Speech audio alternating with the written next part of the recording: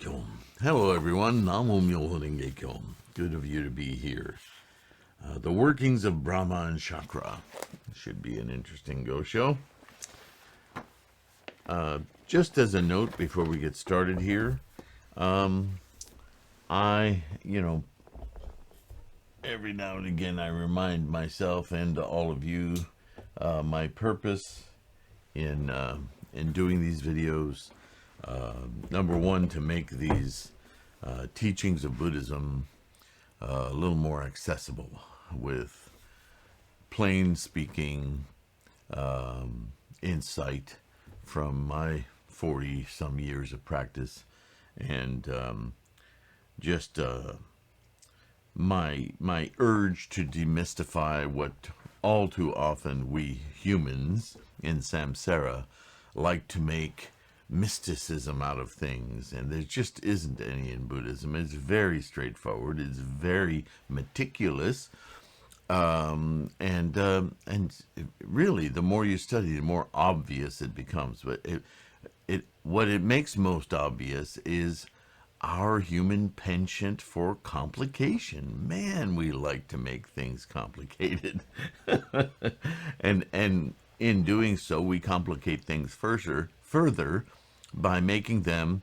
impossible to understand. And that just isn't Buddhism. Buddhism is not impossible to understand, not for us in the latter day of Buddhism anyway. But and you can see why Shakyamuni foretold that in the latter age the teachings would be very difficult to believe and very difficult to practice. Not because the teachings are difficult to believe or difficult to practice, but because our human minds at this point of development in humanity are so distracted, so preoccupied with absolutely everything, and everything not just as it is, but everything as we conjure it might be. That adds such a huge layer of complexity to everything. And so Buddhism, consequently, and its fundamental teachings, its goal, its pinnacle of methodology in order to awaken our minds, is incredibly simple. It's called Myoho Gekyo. You can't get any more simple than that. I suppose you could, but until we make a Buddha pill, which I'll let you go down that rabbit hole if you like, but don't bother. Just chant. All right.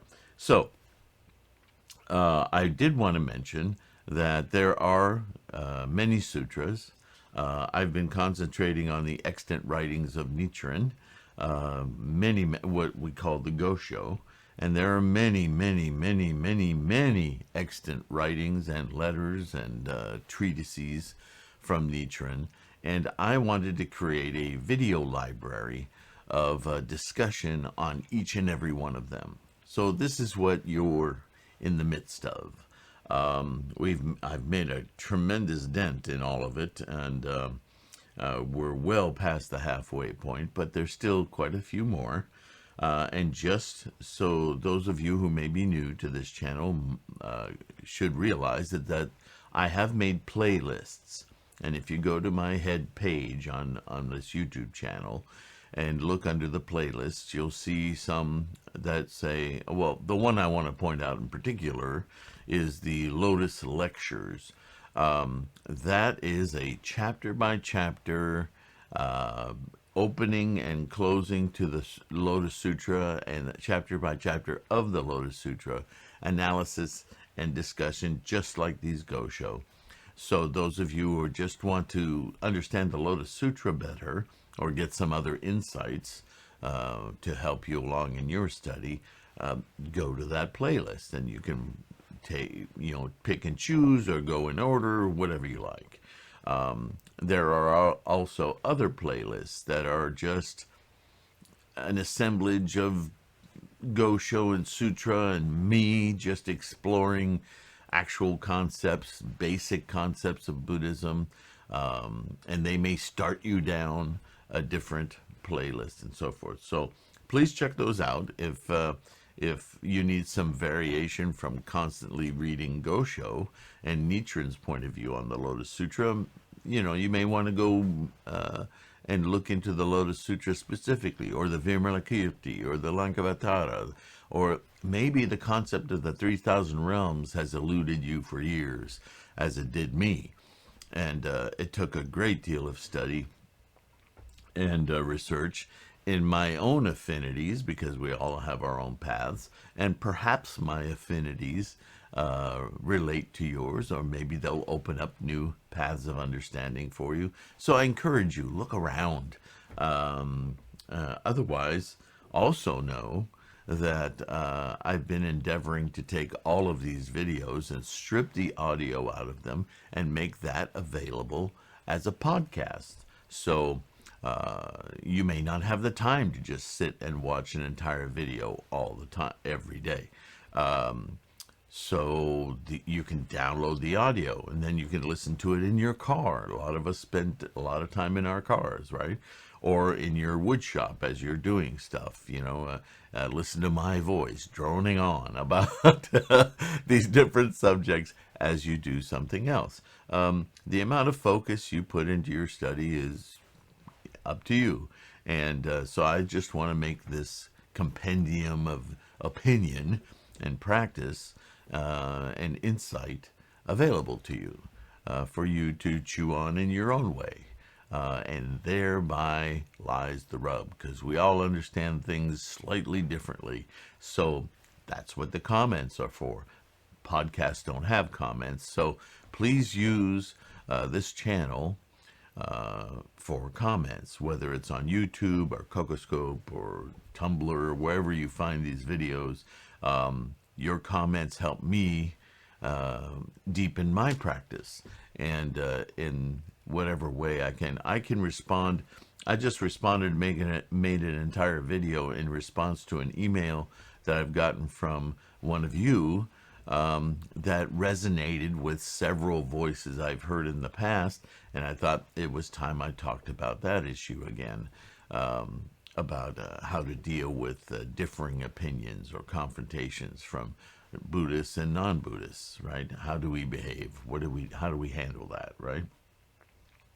So that's a constant question in your path, and I thought that deserved a video. I've talked about it before, but this one's really directed to that question. So this is the benefit of comments or emails. Let me know what's going on with you. Whether I've answered it before or not, we all have our understandings, right? All right, with all of that blah, blah, blah behind us, as I want often to say, let's dive into this Go Show. The workings of Brahma and Shakra. I received on the 14th day of the 5th month the horseload of taros that you took the trouble to send me. Taros being seaweed, very popular food item in the day. Considering the labor involved in producing them, because you got to dry the seaweed, you got to cultivate it first. There's a lot of work in putting that together. Taros today are as precious as jewels or medicine. So he's being very thankful for not only that he got these items, but recognizing the amount of work that went into producing them, let alone shipping them to him, right? I will comply with the request you made in your letter. So this is a personal response to a question from a student, much as you and I are doing here, or as I did with the last video I just mentioned. Once there was a man named Yin Chi Fu. He had only one son, whose name was Po Chi. The father was wise, and so was the son. One would have thought that no one would try to estrange them, but Po Chi's stepmother frequently slandered him to her husband. Talking crap about her son. Well, stepson. And complaining to the husband. A lot of relationships go this path. They use a child as a weapon, one to another, husband and wife, right? It's not an unusual story. Many books have been written on this. He goes on, however, Chi Fu would not listen to her. No doubt part of the husband's wisdom. Undaunted, she continued for several years to contrive a variety of plots against her stepson. Has to be jealousy, right? In one such scheme, she put a bee into her bosom, rushed to Po Chi, and had him remove the insect, making sure as she did so that her husband would observe the scene. In an attempt to have her stepson killed, she then accused him of making advances to her. She asked him to get a bee out of her breastage, and making sure it was in eye shot of her husband, right? So he would see his son, with his hands at his wife's chest. And then she wanted to have killed because he was making undue advances on her. Forget the bee, right? It's pretty wretched behavior, but not unknown. A king named Bimbasara was a worthy ruler and the greatest lay supporter of the Buddha within the entire land of Jambudvipa. Moreover, he reigned over Magadha, the state where the Buddha intended to preach the Lotus Sutra. Since the king and the Buddha,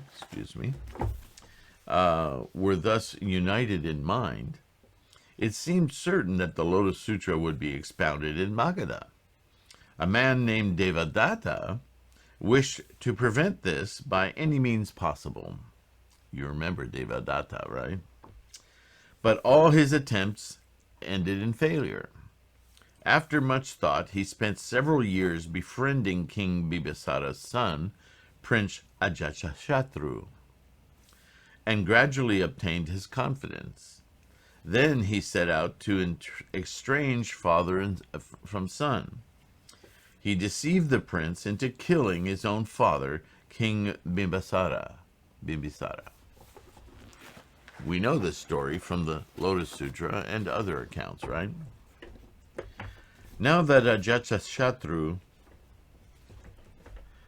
the new king, had become the same mind as Devadatta, and the two had banded together, non-Buddhists and evil men from all 5 regions of India swarmed like clouds or mist, gathering into Magadha. Ajatashatru flattered them and won them over by giving them land and treasures. Thus, the king of the state became an arch enemy of the Buddha and drove Shakyamuni out of there, right? Seeing this, the devil king, right, Tarakuteno Mao, of the 6th heaven of the world of desire, descended with his innumerable followers to Magadha and possessed the bodies of Devadatta, Ajatashatru, and his 6 ministers and others. So basically, they all got wound up in their earthly desires for dominance, ego, right? We talk about this all the time. This is the drama that plays out constantly within the teachings of Buddhism.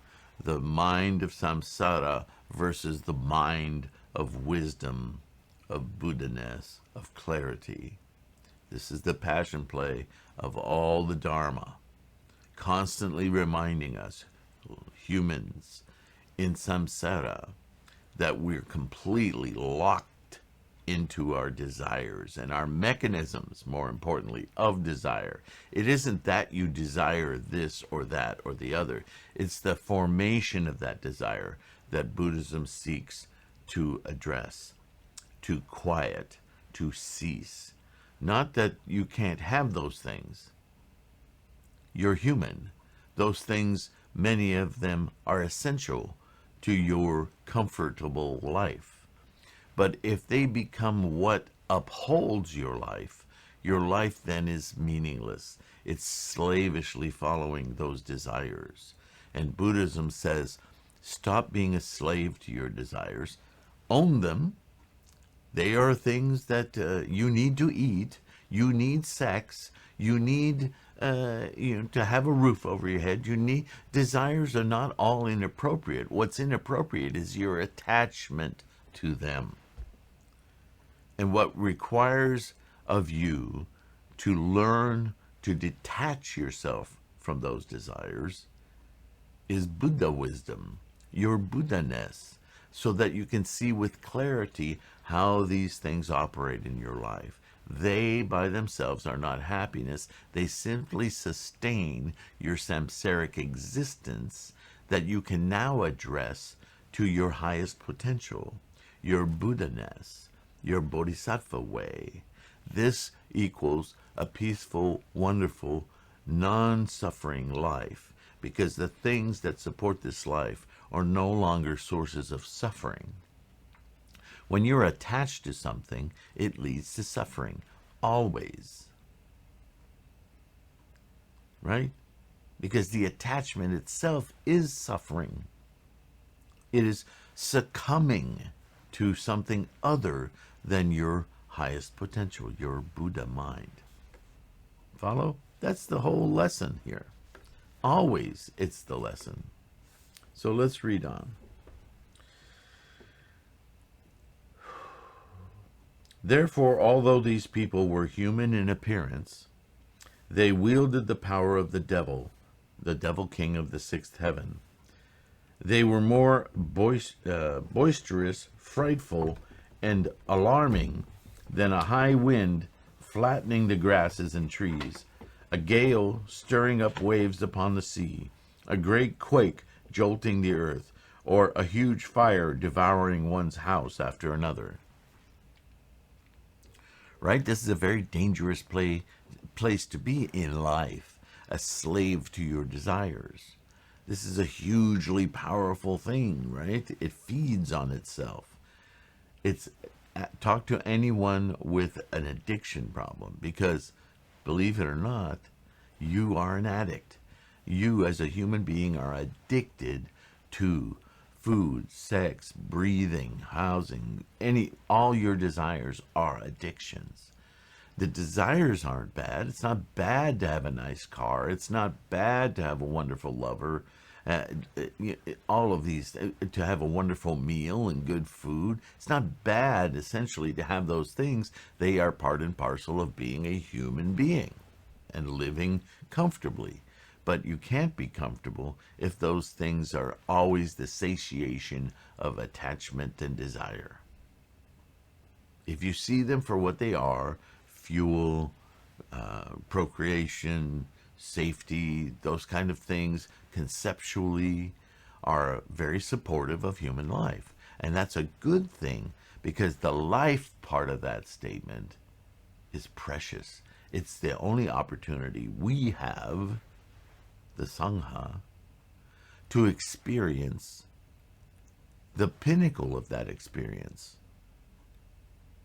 the unfettered experience of life, the unattached experience of life, not casting away everything, but seeing it in its proper place. I mean, it's as simple and easy a discussion to have about the fingers on your hand. You never think about those fingers being attached to you, do you? You just think about them when you use them or if you injure them. So if you just use them out of rote, without fetishizing them and making them objects of desire, then you're free to use them. Imagine how many times a day you use the fingers on your hand without thinking about it. You just do. What if your enlightened Buddha nature was like that? It just ran the boat. And all of these attachments, these desires, were just part of supporting your samsaric life. They weren't obsessions. They weren't things you must have. They weren't things you had to protect. They just were part of your existence. Taken for granted, if you will. Right? It's a different way to think. Perception. All right, let's go on. A king named Virudaka, incited by Ajatashatru, put hundreds of Shakyamuni Buddha's clan to the sword. King Ajatashatru unleashed a herd of drunken elephants and let them trample to death countless disciples of the Buddha. Why? Simply because Buddha existed, Buddha was influential, Shakyamuni Buddha was influential, teaching this freedom, teaching people to think for themselves. We can't have that. We have to have people succumb to our rule, to succumb to our wants and desires, right? This is the malady of humanity. Ego, power, politics, right? Control, right? And so, I mean, Shakyamuni, who's the biggest enemy of control and ownership and ego and all that? Well, but all these machinations to try to get rid of the Buddha and killing his disciples. I mean, how disheartening would that be, right? He also had many other disciples killed by concealing his soldiers in ambush at the roadsides, defiling well water and with excrement, or persuading women to bring false charges against them. Devious. Shariputra and Maudgalyayana were severely persecuted. Kalodayan was buried in horse dung. The Buddha was forced to survive for 90 days, one whole summer, on horse fodder. So eat hay, you rebel. I mean, these are horrible acts, right? So this is why, think of those actions as the devil of the sixth heaven, the inspiration and aspirations of these egos and people succumbing to their desires and designs on power. And the first thing you do as a human to establish power with avarice, greed and anger, machinations and manipulations, is to demonize everything else, to attack everything else, as though it were a threat to your ego, your power, right? So from the very get-go, you're a lesser being because you're falling prey to your evil paths, which are very frightening to you. That's the odd combination of a coward and fear acting with so much power and fury, right? It just obviates their fears.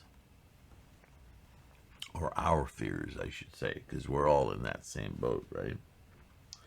People thought that perhaps not even the Buddha's power could match that of those evil, unlife-affirming, negative persons. Even those who believed in him swallowed their words and said nothing, and closed their eyes so that they might not see.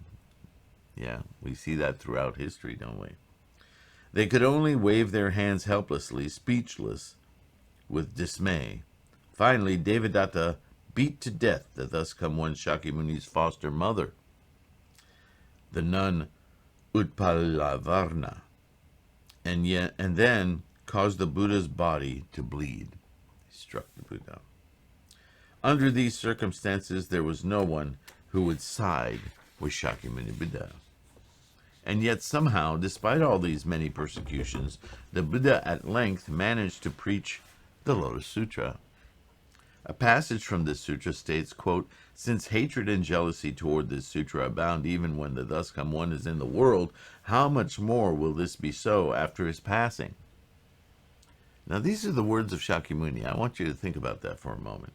Even Shakyamuni, the man we throughout history call the Buddha, understand that calling him the Buddha is not accurate. He is simply a man who has awakened fully his Buddha nature. See, Buddha is a mental state. And even Shakyamuni Buddha's words, when you read the Lotus Sutra, you are reading Shakyamuni Buddha's words. And Shakyamuni is saying, since hatred and jealousy toward this sutra abound even when the thus come one is in the world, Not even when I'm here, even when me, the Buddha, is here. No, there's never any reference like that anywhere in Shakyamuni's teachings. He's very explicit in how he names the thus come one, the Buddha-ness is in the world. How much more will it be after his passing, when this instantiation of Buddha is gone? Not me, Siddhartha, not me, Siddhartha Gautama, not me, Shakyamuni, but the Buddha-ness that I have awakened to and teach and preach about. When that is gone, and when that is here, not me. See, there's no ego there. There's no self-glorification of any sort. There's this humble man who has achieved something remarkable, and he's sharing that remarkable thing with everyone. And for that, he's being persecuted. Why? Because think about how democratic that is. It's not about follow me, I'm the one. None of that. Do you see how remarkable this is? I keep using that word, but understand, it is remarkable. And what he's talking about is a state of mind available to anyone. How powerfully democratic is that? Of course people of power are going to hate that. Don't tell people they can do what they want. Don't tell people they can all be supreme beings. How can I control them? How can I suck every ounce of marrow out of them for my own gain? Right? A capitalist would hate Shakyamuni for doing this. Shut him up. Think about that. This passage means that even while Shakyamuni was alive, the Buddha was alive, the enemies of the Lotus Sutra offered fierce opposition. All the more will they harass those who, in the latter age, our age, preach and believe in this single character or even a single brushstroke of the Lotus Sutra. If we indicate or make a cause or show our even curiosity for this independence of mind, we are all targets of people who would control us. That's what that means. That's a powerful thing to say. Sorry, getting dry.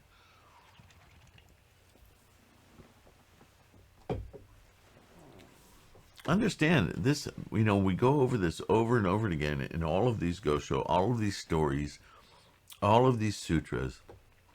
They're all teaching this same thing.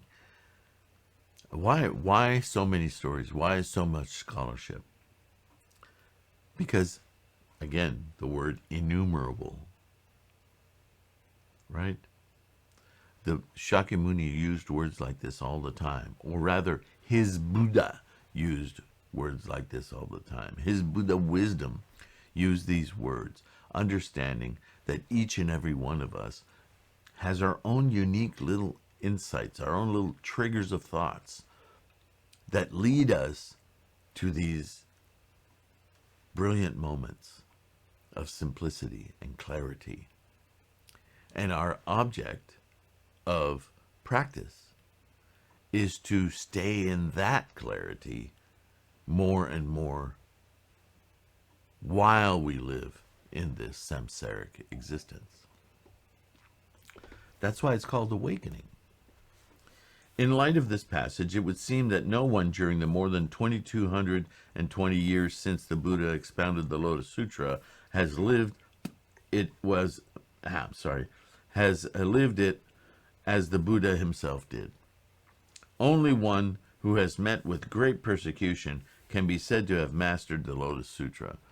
You can see why he says that. In our samsaric existence, to make this huge change in our mental perception is always going to bring about, it's going to create waves, right? It's always going to bring about resistance, even within ourselves. But that same resistance that we perform to ourselves is what manifests in our environment. Why? Because self and environment are the same thing. So you're creating waves. More power to that. The great teachers Tendai and Dengyo would appear to have been votaries of the Lotus Sutra, but they did not meet persecutions as severe as the Buddha did in his lifetime. And he's not putting them down. He's just saying, look at the relative waves, incursions of resistance. They had theirs. They encountered only minor oppositions. They did encounter opposition, right? If not in their lifetime, think about what happened after their lifetimes. It's like quicksand. This negativity just comes and says, oh, he's gone? Yeah, let's go loot the place. This is human nature. And certainly happens in Buddhism. But thank goodness, Buddhism's power of clarity is so strong, so inculcated into who we are, that it always rises again. It always clears the path again. This is the cycle of scholarship in Buddhism. It's fascinating, and it's to me, it's emboldening, because it's such proof that you just can't assail something that's true. You can assail it, but it can't stick. Even if it takes hundreds of years, it holds true. A truth is a truth is a truth. No matter how much you bash it down or ridicule it, right? Tendai from the 3 schools of the South and 7 schools of the North, remember, he had to battle them in debate, but he won them convincingly every single time. And these are all public debates, so it swayed public opinion. Dengyo from the 7 major temples of Nara, neither of them was persecuted by the ruler of the state, attacked by sword-brandishing multitudes, or abused by the entire nation. According to the Lotus Sutra, those who believe in the Lotus Sutra after the Buddha's passing will suffer obstacles more terrible than those of the Buddha. Yet neither Tendai or Dengyo met oppression as harsh as what the Buddha did, let alone persecutions that were greater or more numerous. Now, I think you can tell where this is headed, right? When a tiger roars, gales blow. When a dragon intones, clouds gather. When a hare's squeak or a donkey's bray causes neither winds nor clouds to arise. Yet, not when. As long as the foolish read the Lotus Sutra and the worthy lecture on it, the country will remain quiet and undisturbed. But it is stated that when a sage emerges and preaches the Lotus Sutra exactly as the Buddha did, the nation will be thrown into uproar, and persecutions greater than those during the Buddha's lifetime will arise. Well, guess where we are, folks? 13th century Japan. A shogunate running the show, civil war everywhere, Mongols invading, beheadings every day. Nichiren, they're trying to behead him, they're exiling him, they're doing everything they can to silence him.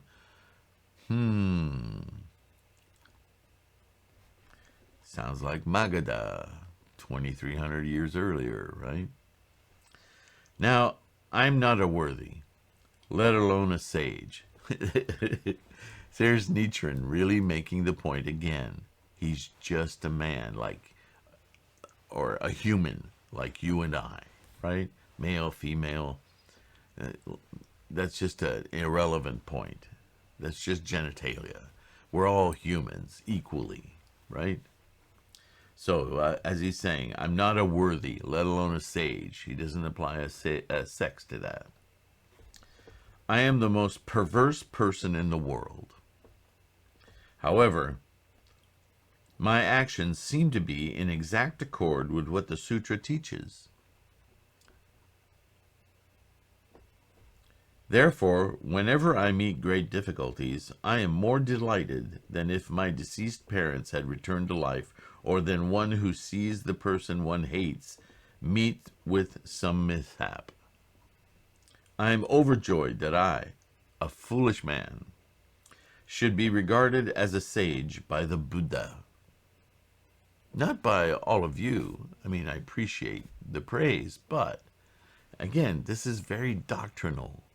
He looks at the doctrines themselves, the words of Shakyamuni, and he sees that his actions are his protection. His actions are the thing that make him valuable, not his humanness. He's just a foolish, perverse man like anybody else. He's just a earth-dwelling creature, a human. But what he does, what he thinks, what his attitude is, what his intent is in practicing the teachings of Shakyamuni, they must be accurate. Otherwise, why would he have all of this tumult around him? You see Nichiren's reasoning? Suppose there were wise persons who strictly observe the 250 precepts and are revered by the nation, the entire nation, more than the Lord Shakra is by all heavenly beings. Yet, what if, in the eyes of Shakyamuni Buddha and the Lotus Sutra, they are as sinister as Devadatta? They may appear respect-worthy now, but what horrors awaits them in their future? If rumor spreads that you appear to be a votary of the Lotus Sutra, both those who are close to you and those who are not will unexpectedly admonish you as if they were your true friends, saying, quote, "If you believe in the monk Nichiren, you will surely be misled.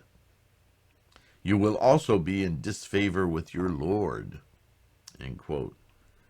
Then, because the plots that people devise are fearsome even to worthy persons, you will certainly abandon your resolute mind in the Lotus Sutra. So it is advisable that you do not carelessly let it be known that you are a believer. Those possessed by a great devil will, once they succeed in persuading a believer to recant, use that person as a means for making many others abandon their resolve. Well, that's an important point. I'm not ready to take a break yet, but that's probably the point of this whole letter. If you have doubts, and we all do, that's just part of humanity, and you study and you work, and sometimes, no matter how much benefit you've received from your practice, no matter how much protection you received from it, if something traumatic happens, whether it's in a relationship, a job, an injury, whatever it is, and you chant and you see yourself practicing so diligently, but you don't see an end, or you don't see a kindness, or you don't see the amount of support or the change that you think you want. Remember, that's an attraction and a desire as well. What Nichiren is saying here is when times like that happen to me, I smile with content and awe at this practice, because I know that this is like a pimple being popped. It's like when adversity occurs in my life, I see it as a response to my clear Buddhahood mind. It's something I need to expiate. It's something I need to see as validation for the strength and of my own practice, of the true words of Shakyamuni Buddha and the Lotus Sutra. It's a validation of Myoho Renge Kyo, but we don't really do that. Sometimes we do, but most times when we run into adversity, man, Darakuten no Mao is there in an instant, making us doubt, making us wonder, why isn't this working? How much do I have to do? Oh, woe is me. Right? That's just what we do as humans. It's kind of pathetic, but it is what it is. It's life. This is why Buddha said, Shakyamuni said, life is suffering, because that's the condition of life. The condition of life is to insatiably want, right? The world of hell, the world of desire, the world of hunger. That's what we call it, right? Insatiable desire. We always want more. It's like we say it about our children when they're born, the little babies, crying and everything. They're like big want machines. That's all they do 24/7. Want, want, want. Well, we can point at each other and say the same thing. We just have more language we put around it, right? We dress it up. It's okay. It's what life is. But that condition is what allows us then to see comparatively how immense the value of this practice is. Because if you attain just a moment's clarity while you're chanting to your mandala of Gohanzan, or just chanting outside, looking at the beauty of nature, that moment when you go, life is so incredible. Because that same child that's crying and wanting brings a tear to your eye at how amazing it is in another moment. But that's also part of humanity. We're a roller coaster, aren't we? But the same can happen with our practice. But we must be strict with ourselves when it comes to the practice, because that's our avenue of truth, of real reality, of Buddha wisdom, Buddha experience, Buddha-ness. So when we sense ourselves slipping, when we see ourselves, I'm having a lot of doubts, hear yourself. You're crying, your humanity is crying out for you to rededicate yourself. Danger, danger, Will Robinson. Chant. Listen to one of these videos. Listen to a podcast. Go to the website. Find yourself something to read. Just chant. Go to your Gohanzan. Chant. Get a Gohanzan. You have a Gohanzan. It's innate in you. It's your Buddha nature. What I'm saying is get a mandala that reflects it for you. Right? They're easily attained. You don't have to go to some club or special organization to get one. I have them online. Just go pick one up.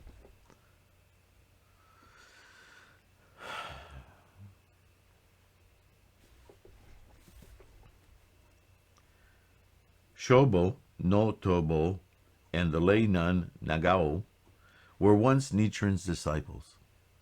Greedy, cowardly, and foolish, they nonetheless passed themselves off as wise persons. When persecutions befell me, they took advantage of these to convince many of my followers to drop out. Look, they're persecuting him. You don't want to follow him. Get the hell out of here. He can't be doing it right. See, the poison spreads so easily. If you allow yourself to be so persuaded, those in Suruga who seem to believe in the Lotus Sutra, as well as the others who are about to take a resolute mind in it, will all discard the sutra without exception. There are a few in this province of Kai who have expressed their desire to take a resolute mind, to commit to the Lotus Sutra practice. Yet I make it a rule not to permit them to join us unless they remain steadfast in their resolve. So because of the situation and how easily people fall away, Nichiren wants to protect them from making a vow that they then discard. That's much worse than simply not starting in the first place. Once you dedicate yourself to Lotus Sutra, to Myoho Renge Kyo, you have to be strict with yourself. You have to go through a hell of a lot of convincing before you let go of that vow, because that's a vow not only of leaving, but of turning your back on your own Buddha nature. Remember that when you have doubts. Remember that those doubts are Dairaku Te no Mao, trying to distract you, trying to take you away from your own enlightenment. Don't let it happen. This is what Nichiren is talking about here, because it's not just you.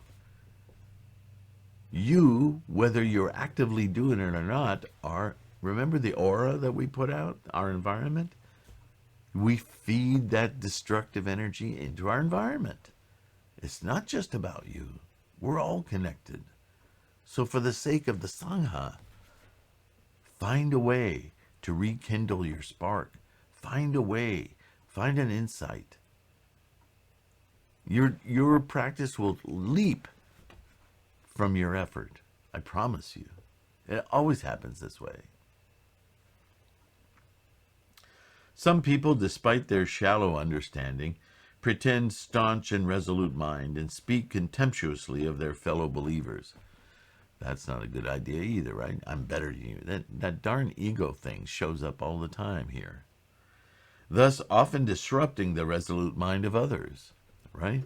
Because if you're talking trash about your fellow Lotus Sutra practitioners, why do you think you're elevating yourself, right? You're actually trashing the whole thing with that ego. It's so poisonous, right? I'm sure you've known people like this. Leave such people strictly alone. Just avoid them. That dovetails into the recent video I did called Confrontations. Just avoid them.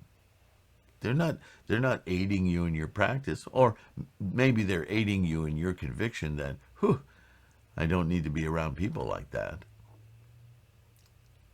Right? Everyone's a teacher, but you don't need to be around them and let them influence you.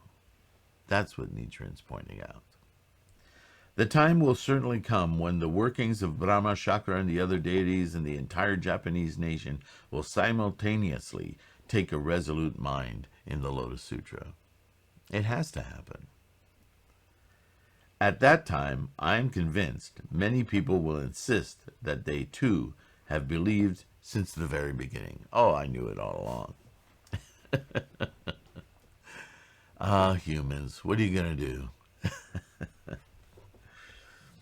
That ego, oof, it's just everywhere, isn't it? All right, 47 minutes. If your resolute mind is firm, then you should single-mindedly resolve, I maintain a resolute mind, not for the sake of other people, but for the benefit of my deceased father. Others will not perform memorial services for him, because I am his son. I am the one who must meditate for his repose. On that, I'm going to take a rest. You can see why Nichiren wrote this letter with all of these examples from scholarship, trying to help somebody deal with the loss of a parent. And for that matter, the loss of anything, the difficulty of anything, the obstacles that come up in our lives. Don't let them shake your practice. And if anything, let them be inspiration to redouble your practice, because that's where the answers will come. I promise you. Namo Myoho Renge Kyo. Thanks for listening. Thanks for studying with me. That is a great support, I hope you know, for all of us who watch these videos and discuss these things and comment on them. Thank you for being here. If you can, you know the financial supports and the other ways that you can support this channel. Keep me going so I can keep studying and keep sharing with you. I'm really looking forward to seeing you in the next one. I'm not sure how much more we'll have in this particular Go Show, but it sounds like Nichiren has revved up to make his essential point. I may have just read it. And I will see you in the next one. Please take care of your health. Keep your practice strong. Comment. Download the podcasts. And keep your practice going. For all of us. Namo Myoho Renge Kyo.